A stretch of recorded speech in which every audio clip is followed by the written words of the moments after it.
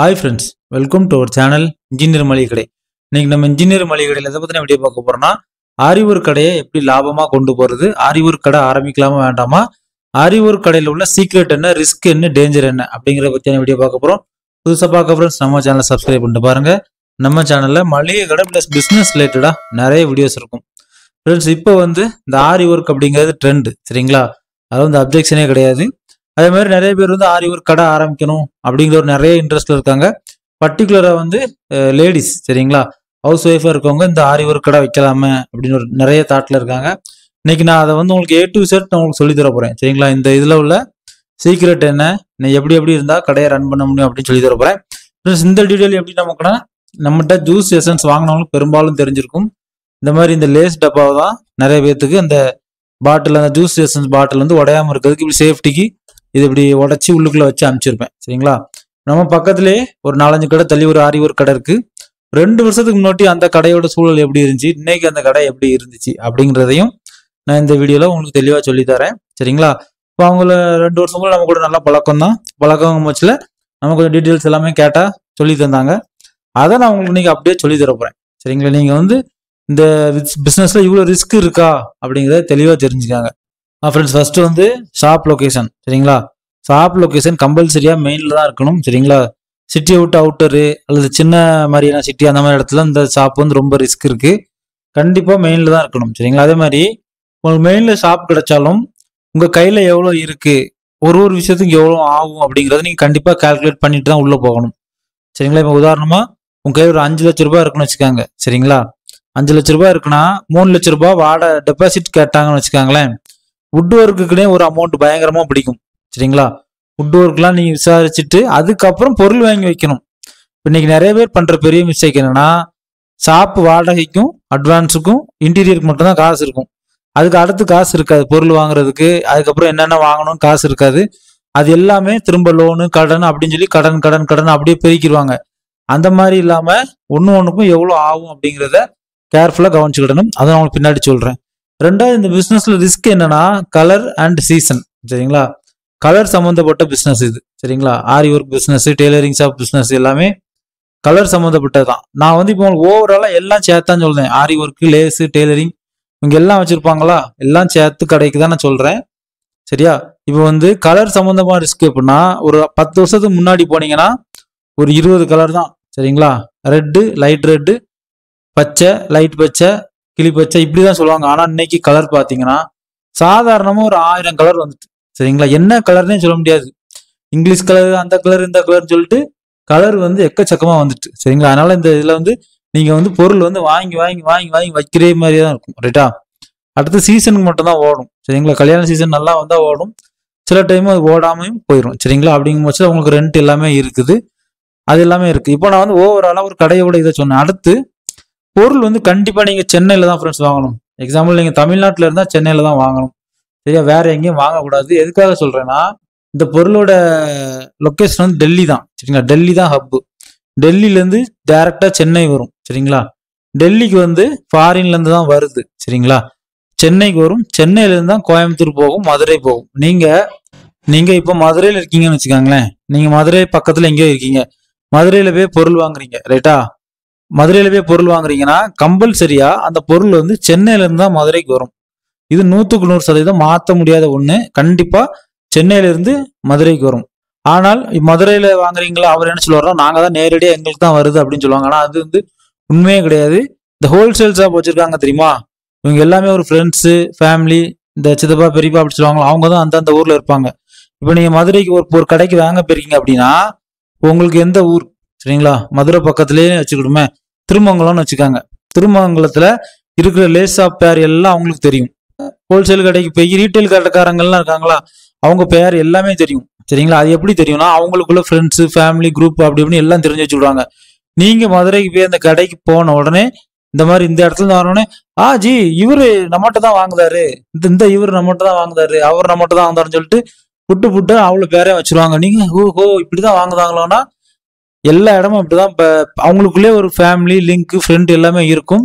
ஆனால் இப்படி சொல்லியே எல்லாத்தையும் ஏமாத்துவாங்க, சரியா? ஆனா நீங்க உண்மையா வாங்கணும்னா சென்னையில தான் வாங்கணும், சரிங்களா? நீங்க லோக்கல்ல வாங்கினீங்கன்னா இப்போ டிசைன் வந்து டெல்லியிலேருந்து சென்னைக்கு வருது, சென்னையிலேருந்து தான் அடுத்து கோயம்புத்தூர் வரும். நீங்கள் டேரெக்டாக நீங்கள் கோயம்புத்தூர்லேருந்து சென்னையில் வாங்கிட்டீங்கன்னா இங்கே இருக்கிற ஃபர்ஸ்ட் டிசைன் உங்கள்கிட்ட வந்துடும். சரிங்களா? இங்கேருந்து இங்கே வந்து லேட் ஆகாது. ஃபார் எக்ஸாம்பிள் நீங்கள் கோயம்புத்தூரில் உள்ள மெயின் டீலர்கிட்ட வாங்கினா சென்னையிலேருந்து இவர்கிட்ட வந்து திரும்ப நீங்கள் கோயம்புத்தூரில் போய் வாங்கும் போச்சுல ரேட்டும் ஏறும், அந்த டிசைன் வந்து உங்கள் இதில் ஸ்ப்ளிட் ஆயிரும். நீங்கள் உங்கள் கடையை சக்ஸஸாக கொண்டு போனால் டேரெக்டாக சென்னையில் தான் வாங்கணும். சரிங்களா? ஹப் வந்து டெல்லி, மும்பை இதெல்லாம் கொஞ்சம் நல்லா இருக்கும். ரைட்டா? அடுத்து நீங்கள் வந்து பர்ச்சேஸ் பண்ணுறது வந்து யாராக இருந்தாலும் நீங்கள் வந்து ஒரே ஹோல்சேல் ஷாப்பில் வாங்கக்கூடாது. சரிங்களா? பக்கத்தில் வேற வேற ஷாப்பில் வாங்கணும். எதுக்காக சொல்கிறேன்னா, ஒரு ஷாப்பில் ஒரு டைம் நல்லா இருக்கும், அடுத்த டைம் அவருக்கு பணம் ரொட்டேஷனில் கஷ்டமாக இருந்தால் கூட பொருள் சரியில்லைன்னா என்ன செய்வார், அவரே வைக்க மாட்டார், நீங்கள் அவர்கிட்ட மட்டுமே வாங்கிடுவீங்க, உங்கள் கடையில் வந்து அந்த இது இருக்காது. சரிங்களா? அதே மாதிரி நான் சொன்னோம்ல, நம்ம பக்கத்தில் ஒரு லேஸ் கடை இருக்குன்னோம்ல, வாரம் வாரம் பொருள் பண்டலாக வந்துகிட்டு தான் இருக்கும். சரிங்களா? ஏதாவது ஒரு பொருள் தட்டுப்படும், வந்துகிட்டே தான் இருக்கும், போய்கிட்டே தான் இருக்கும். அதான் இன்னைக்கு பிரச்சனை. அந்த பொருள் வந்து புதுசாக இறக்கிக்கிட்டு தான் இருக்கணும். சரிங்களா? அடுத்தால கலெக்ஷன் வந்து மெயின். சரியா? கலெக்ஷன் இல்லைன்னா கடை வந்து சிக்கலாயிரும். அந்த கலெக்ஷன் வைக்கணும்னா நீங்கள் வாரம் வாரம் பொருள் வாங்கிட்டு தான் இருக்கணும். சரிங்களா? அடுத்து வந்து ஒரு சில நியூ அரைவல் வந்து டக்குன்னு ஃபெயில் ஆயிரும். சரிங்களா? ஃபார் எக்ஸாம்பிள் இதை கொடுத்தாரு, இது பேர் வந்து ப்ரோன்ச் ஒர்க்குனர். அதாவது பேர் ஏதாவது நான் ப்ரொனவுன்ஸ் பண்ணுறதுல தப்பாக சொன்னால் நீங்கள் திருத்தி சொல்லிக்காங்க, எனக்கு வந்து தெரியல. அவங்ககிட்ட லேஸாக ஒரு இதில் கேட்டு தான் வந்தேன். ப்ரோன்ச் ஒர்க்குனர். சரிங்களா? இது வந்த வேகத்தில் ஃபெயில் ஆகிட்டான். சரிங்களா? கடையில் 10,000 ரூபாய்க்கு வாங்கி வச்சிருக்காரு, 1000 ரூபாய்க்கு கூட விற்கல. இப்போ இது யாருமே கேட்கறது இல்லை, ஃபெயில் ஆகிட்டு அப்படிங்கிறாங்க. சரிங்களா? இந்த மாதிரியும் இந்த பிஸ்னஸ்ல நிறைய ரிஸ்க் இருக்கு. சரிங்களா? அடுத்து இன்னொன்று சொல்ல போறேன் நான், இது உங்களுக்கு நல்லா புரியும்னு நினைக்கிறேன். சரிங்களா ஃப்ரெண்ட்ஸ்? இது பேர் வந்து என்னது, வத்தல் பொடி. சரிங்களா? நேற்று இது பேர் என்ன பேரு, வத்தல் பொடி. போன வருஷம் இது பேர் என்ன பேரு, வத்தல் பொடி. நாளைக்கு இது பேர் என்ன பேரு, வத்தல் பொடி. சரிங்களா? இது இப்படிதான் இந்த பிசினஸ் வந்து. இப்போ நம்ம மளிகை கடையில் வந்து இது எப்படி வித்துதான் ஆகணும், வித்துக்கிட்டே தான் இருக்கும். ரைட்டா? அதே மாதிரி உங்களுக்கு இன்னொரு சூப்பரான ஒரு எக்ஸாம்பிள் சொல்றேன் பாருங்க. இன்னைக்கு வந்து லேஸ் கடை வைக்கணும்னு எல்லாத்துக்கும் ஆசை எப்படி வந்துச்சு அப்படின்னா, இந்த ஒரு பண்டில் மட்டும் தனியாக போய் ஒரு ஹோல்சேல் கடையில் வாங்கியிருப்பாங்க. அவர் வந்து ஒரு 40 ரூபாய் போட்டு கொடுக்காருன்னு வச்சுக்காங்களேன். இதில் வந்து 20 மீட்டர் இருக்கும். அப்படின்னா ஒரு மீட்டர் 2 ரூபா உள்ளதா. நீங்கள் வெளியில் உங்கள் கடைக்கு உங்கள் சேலைக்கு நீங்கள் வாங்கியிருப்பீங்க, ஒரு மீட்டர் 8 ரூபா 10 ரூபான்னு கொடுத்துருப்பாங்க. இவ்வளோ லாபமா, ரைட், நம்மளும் ஒரு கடையை போடுவோம் அப்படின்னு தான் நிறைய பேர் இந்த கடைக்குள்ளே வர்றது. ஆனால் கால்குலேஷனே தப்பு. சரிங்களா? இதில் வந்து இப்படி செட்டாக தான் எடுக்கணும், கடைக்காரங்கெல்லாம் இப்படி செட்டாக தான் வாங்கிட்டு கொடுப்பாங்களாம். சரிங்களா? 1 2 3 4 5 5 10 15 15ல் 7 பண்டில் கூட விற்காதான். சரிங்களா? இது நம்ம அந்த கடைக்காரர் சொன்ன எக்ஸ்பீரியன்ஸ். 7 பண்டில் கூட விற்காது. அதனாலதான் அவங்க வந்து 8 ரூபாய் 7 ரூபான்னு ரேட்டை வந்து அப்படி வைக்கிறது. 7 பண்டில் தான் விற்காது. சரிங்களா? இப்போ ஒரு வத்தல் பிடிக்க ஒரு எக்ஸாம்பிள் சொன்னோம்ல, அதே மாதிரி இதுக்கு சொல்றேன் பாருங்க. இது வந்து இன்னைக்கு தான் நம்ம கடைக்கு வந்திருக்குன்னு வச்சுக்காங்க, உங்க கடைக்கே வச்சு வந்திருக்குன்னு வச்சுக்காங்க. இதுக்கு பேர் என்ன சொல்லுவாங்க, நியூ மாடல் அப்படிம்பாங்க. சரிங்களா? ஒரு 1 மந்த் ஆயிட்டுனா என்ன சொல்லுவாங்க, இது நான் வாங்கி யாருக்குனே தச்சிருக்கேன் அப்படிம்பாங்க. இன்னும் ஒரு 2 மாசம் ஆயிட்டுனா இது பழைய மாடல், தூக்கி போடு, இப்படிதான் சொல்லுவாங்க. இதுதான் இந்த பிசினஸ்ல உள்ள பெரிய பெரிய ரிஸ்க். சரிங்களா? அதே மாதிரி சரி, இப்போ நம்ம பாயிண்ட்டுக்கு வருவோம். இந்த இதை நான் சொல்றேன். அதே மாதிரி இந்த செல்லிங் டிப்ஸ் வந்து என்னன்னா ஆவரேஜ். சரிங்களா? இப்போ செல்லிங் டிப்ஸ் வந்து எப்படி ஆவரேஜ் அப்படின்னா, இதுல வந்து 15 பண்டில் இருக்கு. சரிங்களா? உதாரணமா ஒரு பண்டில் வந்து 50 ரூபான்னு ஒரு ஹோல்சேல் கடை கொடுக்காரு அப்படின்னா, இன்னைக்கு தான் ட்ரெண்டா புதுசா வந்திருக்குன்னு வச்சுக்காங்களேன், 70 ரூபான்னு வித்துருப்பாரு. சரிங்களா? ஒரு பண்டில் 70 ரூபான்னு வித்துட்டு 50% 70 ரூபான்னு வித்துருக்கும். 70 ரூபான்னு வித்து முடிச்ச உடனே மீதி இருக்கிறத ட்ரெண்ட் போக போகுது 50 ரூபான்னு போட்டு தள்ளி விட்டுருவாரு. இதுதான் விஷயம். இது வந்து மக்களுக்கு வந்து புரியாது. சரிங்களா ஃப்ரெண்ட்ஸ்? அதே மாதிரி இன்னொன்று என்னன்னா, ரேட் வந்து ஃபிங்கர் டிப்ல இருக்கணும். சரிங்களா? இப்போ யாரு கடை வச்சிருக்காங்களோ அவங்களுக்கு வந்து ரேட் வந்து ஃபிங்கர் டிப்ல இருந்தால் மட்டும்தான் இதில் ஜெயிக்க முடியுமா.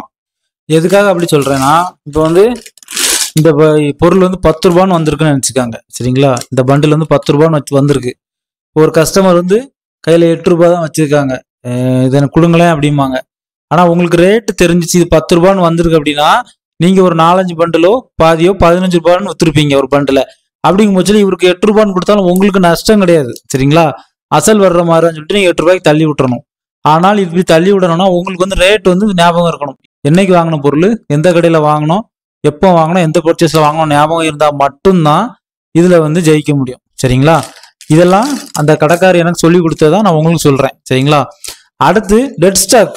சரிங்களா? டெட் ஸ்டாக் வித்தா ப்ராஃபிட் தான். டெட் ஸ்டாக்னா என்ன அப்படின்னா, நீங்க ஒரு கடையை செட் பண்ணி உள்ள சரக்கை ஏத்துறீங்களா, அந்த சரக்கு வந்து பழசோ புதுசோ என்னன்னு உங்களுக்கு தெரியாது. சரிங்களா, பழைய ட்ரெண்ட் புது ட்ரெண்ட் இருக்கும். ஆனால் அதெல்லாம் ஒரு நாள் வித்தா அது வந்து லாபம். சரிங்களா, அதான் டெட் ஸ்டாக் வந்து வித்தா லாபம் தான். ஃபார் எக்ஸாம்பிள் இதே டெட் ஸ்டாக்னு வச்சுக்காங்க. இப்போ இதை வந்து அவர் வாங்கி 3 வருஷம் ஆயிட்டுங்காரு. இப்போ நாளைக்கு இதுலேயே ஒரு பண்டில் வித்தா அவருக்கு லாபம் தான். சரிங்களா, அது மாதிரி சில டைம் வந்து டெட் ஸ்டாக் வித்தா லாபம் கிடைக்கும் அப்படின்னு சொன்னாங்க.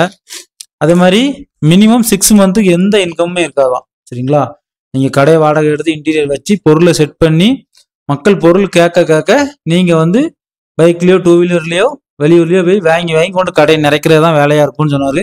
6 மாசம் 1 வருஷத்துக்கு கூட அப்படிதான் போச்சு அப்படிங்கிற மாதிரி சொன்னாங்க. சரிங்களா, அடுத்து வந்து உதாரணமா ஒரு சின்ன கடையை ஃபில் பண்றதுக்கே மெட்டீரியல் ஷோனா பொருளை ஏற்றி லுக்கா வச்சு ஆட்களை இருக்க 1 லட்ச ரூபாய் இன்வெஸ்ட் பண்ணாதான் முடியும் அப்படின்னு சொல்றாங்க.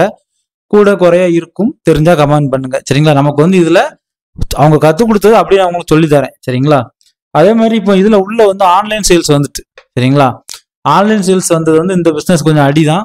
அது எப்படி அடி அப்படின்னா, இப்போ நான் தான் ஆன்லைன் பிஸ்னஸ் பண்றேன்னு வச்சுக்காங்களேன். என்கிட்ட இது இருக்குது வீட்டில். சரியா, இப்போ நான் என்ன செய்ய போறேன், 1 2 3 இந்த 4ஐயும் ஒரு பேக் பண்ணி 200 அப்படின்னு போட்டுருந்தேன். உடனே ஆன்லைன்ல என்ன செய்வாங்க, 200 தானே 4 இருக்குல்ல வாங்கன்னு சொல்லி வித்துரும், வாங்கிடுவாங்க. ஆனா கடையில அவங்க கொண்டு வர பொருளுக்கு இந்த கலர் மேட்ச் ஆனா மட்டும்தான் எடுப்பாங்க. சரிங்களா, இப்போ ஆன்லைன்ல வந்து 4 பீஸ் இவ்வளவு ரூபாய்க்கு கிடைக்கல வாங்கணும் வாங்கிடுவாங்க. ஆனா கடையில வந்து அப்படி விற்க முடியாது. ரைட்டா, அதனால ஆன்லைன் வந்து இதுல வந்து கொஞ்சம் இம்பாக்ட் ஆயிட்டு. ஃப்ரெண்ட்ஸ், அடுத்து இன்னொரு முக்கியமான விஷயம் ஃப்ரெண்ட்ஸ். சரிங்களா, ரேட் பிரேக்கர். சரிங்களா, இந்த விலையை வந்து உடச்சு விட்டுருவாங்க. சரிங்களா, அதாவது இந்த விலையை உடச்சு விட்டுறது யாரு அப்படிங்கிற ஒரு சூப்பரான எனக்கு இந்த பாயிண்ட் அவர் சொன்னது ரொம்ப எனக்கு பிடிச்சிருந்துச்சு. சரிங்களா, அதனால உங்களுக்கு ஒரு சின்ன பொருள் கொண்டு வந்திருக்கேன். எல்லாமே அவர்கிட்ட வாங்கினதுதான். அவருக்கு ஸ்பெஷலா ஒரு தேங்க்ஸ் சொல்லிக்கணும். சரிங்களா, எந்த கடைக்காரங்களும் இப்படி கத்து கொடுக்கறதுக்கு கொடுக்க மாட்டாங்க, இவர் கொடுத்துருக்காரு. சரிங்களா, இது வந்து இந்த ஜாக்கெட்ல கையில தொங்க போடுறதான் மணின்னு சொன்னாங்க. சரிங்களா, இது முன்னாடி இருந்ததான். இதுக்கு அடுத்து இது வந்திருக்கு, இதுக்கு அடுத்து இப்ப இது வந்துட்டான். சரிங்களா, இது ஒரு புது மாடலாம். இது 3மே அடுத்தடுத்து வந்துட்டு. ஆனா இவர்கிட்ட இதுவும் நிறைய இருக்குது, இதுவும் நிறைய இருக்குது. இப்ப இதுவும் வந்துட்டு இதுக்கும் இன்வெஸ்ட் பண்ணி தான் ஆகணும். சரிங்களா, இதான் இதுல உள்ள பிரச்சனை. ரைட், இப்ப விஷயத்துக்கு வரும். சரிங்களா, விலையை உடைத்து விடுவது யார்? சரிங்களா, ரேட் பிரேக்கர். இப்ப நான் தான் ஒரு ஹோல்சேல் கடைக்காரனே வச்சுக்காங்களேன். நீங்க என்கிட்ட வந்து இது வாங்குறீங்க. இது ஏதோ என்ன பீல்டு சொன்னாங்க, இது பேரு டேப்லெட் பீல்டு. கரெக்ட், டேப்லெட் பீல்டுன்னு சொன்னாங்க. இதுல வந்து 24 கலர் காமிச்சாரு என்கிட்ட. சரிங்களா, நீங்க ஒரு கடைக்கு வாங்குறப்போ வந்து அவ்வளவு கலர் வாங்குவீங்க, இல்லை 12 கலராவது வாங்குவீங்க. அப்படின்னா நீங்க மக்கள்கிட்ட இவ்வளவு கலர் இருக்குன்னு காமிச்சு விற்க முடியும். சரிங்களா, இதுல இப்ப நீங்க ஹோல்சேல் கடையில் போய் வாங்குறீங்க, உங்களுக்கு ரேட் வந்து 130 ரூபான்னு போடுதாங்கன்னு வச்சுக்காங்களேன். எக்ஸாம்பிளா 130 ரூபா வச்சு நீங்க வாங்கிட்டு வந்துட்டீங்க. சரிங்களா, 10 நாள் ஆயிட்டு. சரிங்களா, இப்போ உங்கள்கிட்ட இந்த ஹோல்சேல் கடைக்காரன் நான் இருக்கோம்ல, நான் இது வந்து நிறைய வாங்கி வச்சிருப்பேன், வித்து முடிக்கிற கண்டிஷனுக்கு வந்துட்டேன். இப்போ நான் என்ன செய்வேன், 80 ரூபா 70 ரூபான்னு வித்துட்டு ஏதோ காலி பண்ணிடுவேன். இதுதான் ரேட் பிரேக்கர். இப்போ 130 ரூபாய்க்கு வாங்கின நீங்க வந்து 140 ரூபாய்க்கு விற்கணும், இல்லை 150 ரூபாய்க்கு விற்கணும். ஆனா சில கஸ்டமருக்கு வந்து இது 80 ரூபாய்க்கும் கிடைச்சிரும், சில கடைக்காரங்களுக்கு 70 ரூபாய்க்கும் கிடைச்சிரும். உங்க கடைக்கு வர கஸ்டமர் என்ன சொல்லுவாங்க, ஆனா நான் அதாங்க 90 ரூபாய்க்கு வாங்கினேன், இப்போ 80 ரூபாய்க்கு வாங்கி 90 ரூபாய்க்கு அந்த கடைக்காரர் வித்துட்டாரு. 90 ரூபாய்க்கு வாங்கினேன், நீங்க என்ன 150 ரூபா சொல்றீங்க, இவ்வளவு விலை அதிகமா சொல்றீங்களா அப்படின்னு சொல்லிட்டு போயிடுவாங்க. உங்க கடை மேல ஒரு பேட் இம்ப்ரெஷன் வந்துடும். இதுக்கு காரணம் யாருன்னா, நீங்க வாங்குறீங்களா அந்த ஹோல்சேல் கடைக்காரங்க தான் விலையை உடைச்சு விடுறது. சரிங்களா, அதே மாதிரி ஹோல்சேல் கடைக்காரங்க வந்து இப்போ வந்து ரீட்டைலும் பண்ண ஆரம்பிச்சிட்டாங்க. சரிங்களா, இந்த சின்ன சின்ன கடைகள்லாம் வாங்கி விற்கிறாங்களா அந்த வேலையை அவங்களும் ஒரு கவுண்டர் போட்டு பண்ண ஆரம்பிச்சிட்டாங்க. அதனால அதுவும் ஒரு பெரிய ரிஸ்க். அடுத்தால ப்ராஃபிட் இதில் எத்தனை பெர்சன்டேஜ் சார் அப்படின்னு சொன்னா, ப்ராஃபிட் வந்து இதுல சொல்லவே முடியாது. இன்னைக்கு நிறைய கடைக்காரங்க வாடகை மட்டும் கொடுத்துட்டு வீட்டு சாப்பாடு மட்டும் எடுத்துட்டு இருக்கவங்களும் இருக்காங்க. இன்னும் சில பேர் வந்து கடன் மட்டும் கடன் மேல மேல கடன் வாங்கிட்டே போறவங்களும் இருக்காங்க. இன்னும் சிலர் வந்து ஒண்ணுமே இல்லாம இருக்காங்க. சரிங்களா, இன்னும் சிலர் வந்து கடை வச்சிருப்பாங்க, யாராவது ஒருத்தவங்க வந்து அதில் ஸ்டிச்சிங்ல இருப்பாங்க. அப்படிங்கிற போது இந்த பொருளை எடுத்து தச்சு கொஞ்சம் ஏர்ன் பண்றவங்க இருக்காங்க. சரிங்களா, அதனால இந்த விஷயத்துல ப்ராஃபிட் வந்து எனக்கு தெரிஞ்சு நான் பார்த்த நிறைய கடைக்காரங்க எடுக்கவே இல்லை. சரிங்களா, ரொம்ப கஷ்டப்பட்டுட்டு தான் இருக்காங்க. அதனால ப்ராஃபிட் வந்து சொல்ல முடியாது. சரிங்களா, விலை இல்லாத பொருள் தான், அதாவது ப்ரைஸ் இல்லாத பொருள் தான், அதாவது விலை எதுலையுமே ஒட்டி இருக்காது. சரிங்களா, நீங்களே வச்சு வித்துக்கிடலாம். ஆனா நீங்க எவ்வளவு வச்சு வித்தாலும் வேஸ்டேஜ் வந்து உள்ளே இருக்கும். இந்த இதுல சொன்ன மாதிரி 15 லேஸ் பண்டில் 10 தான் விற்கும், 5 உள்ள இருக்கும்போது நீங்க எப்படி அதில் ப்ராஃபிட் இருக்கும். இப்படி பொருள் சேர்ந்துக்கிட்டே தான் இருக்கும், கலர் கலரா சேர்ந்துகிட்டே தான் இருக்கும். ரைட்டா, அடுத்து ரிட்டர்ன் நீங்கள் முடிஞ்ச அளவு ஏற்க மாட்டீங்க, ரிட்டர்னே வைக்காதீங்க. இந்த கடை ஆரம்பிச்சா சோழி முடிஞ்சு போயிடும். சரிங்களா, ரிட்டர்னே கிடையாது. அடுத்து இன்னொரு பெரிய பிரச்சனை என்னன்னா, டெய்லர்ஸ் வந்து கடன் கேட்பாங்க. சரிங்களா, அது எப்படி கடன் கேட்கறாங்கன்னா, உங்ககிட்ட கடனுக்கு பொருள் வாங்குவாங்க, நூல் லைனிங்கு எல்லாம் வாங்கிட்டு தச்சு கொடுத்துட்டு அவங்க கொடுக்குற அமௌண்ட்டை உங்ககிட்ட கொடுப்பேன் இப்படி சொல்லி வாங்குவாங்களாம். ஆனால் உங்கள்கிட்ட கடன் வாங்கி அங்கே தச்சு கொடுத்துட்டு அங்கேருந்து வர்ற அமௌண்ட்டை உங்களுக்கு கொடுக்க மாட்டாங்க. அவங்களுக்கு ஒரு செலவு வந்துடும், ஜாலியாக வேற கடையை மாற்றிட்டு அப்படி போயிடுவாங்களாம். சரிங்களா, அதனால இதில் கடன் போட்டவங்களும் நிறையா. அதே மாதிரி நிறைய ஊரில் வந்து ஒரு சில மாதம் வந்து கல்யாணம் வைக்க மாட்டாங்க. சரிங்களா, ஆடி மாதம் கல்யாணம் வைக்க மாட்டாங்க, புரட்டாசி மாதம் கல்யாணம் வைக்க மாட்டாங்க. இந்த மாதிரி நிறைய மாதம் இருக்கு, நிறைய இதெல்லாம் சொல்லுவாங்க. அந்தந்த மாதம்லாம் இதெல்லாம் விற்காது. சரிங்களா, அதனால இவ்வளோ விஷயம் உங்களுக்கு நான் சொல்லி தந்திருக்கேன். சரிங்களா, இந்த கடை வந்து என்னோட பெர்சனல் ஒப்பீனியன் சொல்ல போனோம்னா இது ரொம்ப ஒரு ரிஸ்கான கடை, ஆரி ஒர்க் கடை. சரிங்களா, நீங்கள் தைக்கிறீங்க, மிஷின் வச்சிருக்கோம் நான் போடுவேன் அப்படின்னா அது வந்து உங்களோட இது, அது உங்கள் டேலண்ட்டை பொறுத்தது. ஆனால் நார்மலாக நீங்கள் இப்போ இந்த ஒரு கடை ஆரம்பிக்க போறீங்க அப்படின்னா இன்னைக்கு நிறைய பேர் மேலே மேலே மேலே மேலே இந்த கடையை ஆரம்பிச்சுட்டு தான் இருக்காங்க. சரிங்களா, இந்த கடையில் ஒரு பெரிய ஹைலைட் என்னன்னா, நிறைய பேர் ஸ்டிச்சிங் பண்ணுறாங்களா, அவங்க வீட்டிலலாம் ஒரு 5000 ரூபா 10,000 ரூபா பொருள் இப்படி பெரிய பெரிய ஹோல்சேல் கடையில் வாங்கி கொண்டு வீட்டில் குப்பை மாதிரி கிடக்கும். சரிங்களா, காரணம் என்னன்னா இவ்வளோ சீப்பாக கிடைக்குதுன்னு சொல்லிட்டு வாங்கி கொண்டு வச்சிருவாங்க. அந்த கலருக்கு அவங்களுக்கு வந்து ஸ்டிச்சிங் வராது, பொருள் வம்பா போயிடும். சரிங்களா, ஓகே ஃப்ரெண்ட்ஸ், உங்களுக்கு புரியும்படியா கொஞ்சம் சொல்லி கொடுத்துருக்கேன். சரிங்களா, ஆரி ஒர்க் கடையில் உள்ள ரிஸ்க் என்ன, இந்த வியாபாரம் ஆரம்பித்து ஜெயிச்சிடலாமா, என்னென்ன பண்ணணும், விலை எப்படி குறையுது, விலை எப்படி ஏறுது அப்படிங்கிறத தெளிவாக சொல்லி கொடுத்துருக்கேன். நீங்களும் ஆரி ஒர்க் பிஸ்னஸ் எடுத்து பண்ணணும் அப்படின்னா இந்த விஷயத்தெல்லாம் நல்லா பார்த்து ஆராய்ஞ்சு எடுத்து பிஸ்னஸ் பண்ணணும்னா பண்ணுங்க. ஓகேங்களா, அகெயின் நமக்கு வந்து வீடியோ பண்ணுறதுக்கு பொருள் கொடுத்த நம்ம ஆரி ஒர்க் கடை அண்ணனுக்கு உங்கள் சார்பாகவும் என் சார்பாகவும் ஒரு தேங்க்ஸ் சொல்லியிருந்தேன். அவரை தான் பேசுறது கூப்பிட்டேன், எனக்கு இருக்க குறை வியாபாரத்தையும் நீங்கள் கெடுத்துடுவீங்க போலன்னு சொல்லிட்டாரு. அதனால அவர் சார்பாக எனக்கு புரியும்படியாக கொஞ்சம் சொல்லி கொடுத்தாரு. அப்படி சொல்லி கொடுத்தது தான் நான் உங்கள்கிட்ட சொல்லியிருக்கேன். உங்களுக்கும் கொஞ்சம் பெரும்பாலும் புரிஞ்சிருக்கும்னு நினைக்கிறேன். ஏதாவது இதோட இப்போ நான் சொன்னதோட உங்களுக்கு கொஞ்சம் நல்லா தெரிஞ்சிருந்துச்சுன்னா கமெண்ட்ல எழுதுங்க. சரிங்களா, பார்த்துட்டு போகிற மக்களுக்கு ரொம்ப யூஸ்ஃபுல்லாக இருக்கும். ஓகே ஃப்ரெண்ட்ஸ், உங்களுக்கு இந்த வீடியோ ரொம்ப யூஸ்ஃபுல்லாக இருக்கும் நான் நினைக்கிறேன். வரக்கூடிய வீடியோவில் ஃபேன்சி ஷாப் பற்றியும் ஒரு வீடியோ பார்க்கலாம். சரிங்களா, அதுக்கும் ஒரு கடை இருக்குது, அவங்கள்ட்டையும் இப்போ கொஞ்சம் பேசிக்கிட்டு தான் இருக்கேன். கொஞ்சம் விஷயம்லாம் சொல்லி கொடுத்தாங்க, டீட்டெயிலாக கேதர் பண்ணிவிட்டு பின்னாடி ஒரு வீடியோ பண்ணி தரேன். ஓகே ஃப்ரெண்ட்ஸ், உங்களுக்கு இந்த வீடியோ ரொம்ப யூஸ்ஃபுல்லாக இருக்கும் நான் நினைக்கிறேன். நம்ம சேனலில் மளிகை கடை ப்ளஸ் பிஸ்னஸ் ரிலேட்டடாக நிறைய வீடியோஸ் இருக்குது. ஃப்ரெண்ட்ஸ் அண்ட் ஃபேமிலி ஷேர் பண்ணுங்க, ஏதாவது டவுட்னா கமெண்ட் பண்ணுங்க. மீண்டும் ஒரு தொழில் மற்றும் ஒரு பயனுள்ள வீடியோவில் சந்திக்கலாம். தேங்க்யூ ஃபார் வாட்சிங் இன்ஜினியரிங் மளிகை கடை.